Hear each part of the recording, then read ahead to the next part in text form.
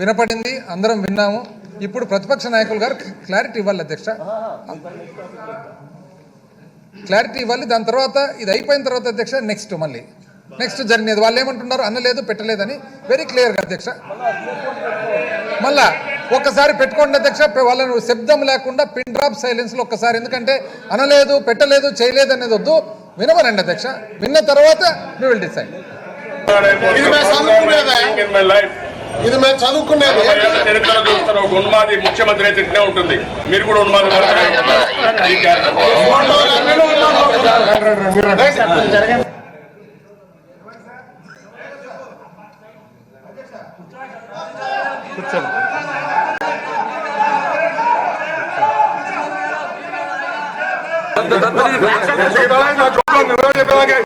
ఎవరు చెప్పేదాకే ఎవరు ఇచ్చారు నీకు అడగద్దు.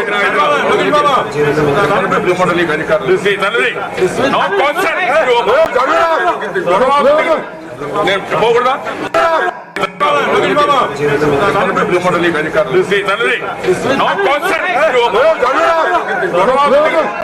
నేను చెప్పకూడదా? అసెంబ్లీ పోకూడదా?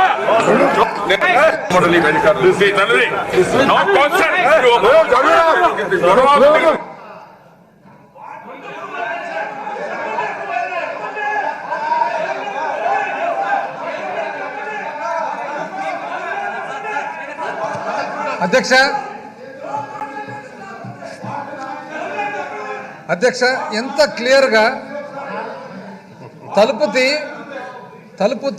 నో బాస్టర్డ్ పోకూడదా, అసెంబ్లీ పోకూడదా, ఎంత క్లియర్గా అధ్యక్ష. ఆ తర్వాత మళ్ళీ తోయడము, ఆ తర్వాత యూజ్లెస్ ఫెలో అని అనడము, లోకేష్ నాయుడు గారు యూజ్లెస్ ఫెలో అని అనడము, ఇంకొక సభ్యుడు వచ్చి గొంతు పట్టుకోవడం, ఆయన గొంతు పట్టుకోవడము, ఇంకొకరు కాలర్ పట్టుకోవడం, ఏంది అధ్యక్ష ఇది? ఇంత క్లియర్గా కనపడుతూ ఉంటే వినపడుతూ ఉంటే అయినా కూడా సమర్థించుకునే దానికి మళ్ళీ ఎదురుదాడి చేసేదానికి ప్రయత్నం చేస్తున్నారంటే మాత్రము ఇది చాలా అసలు అన్యాయం కాదు, దుర్మార్గం అధ్యక్ష. ఇది దుర్మార్గం. ఈ విధంగా మనం ఒకవేళ పోయినట్లయితే కానీ అసలు రాష్ట్రం ఏమవుతుందో అధ్యక్ష. డెఫినెట్గా అధ్యక్ష మీరు ప్రతిపక్ష నాయకులు గారు క్లారిటీ ఇవ్వాలి అధ్యక్ష. ఈ పదజాలము ఇదంతా వాడడము కరెక్టా? అసలు బాస్టర్డ్ అనే దానికి ఏంది అధ్యక్ష, ఎంత దూరం పోతుంది అనువాదం చేస్తే అసలు?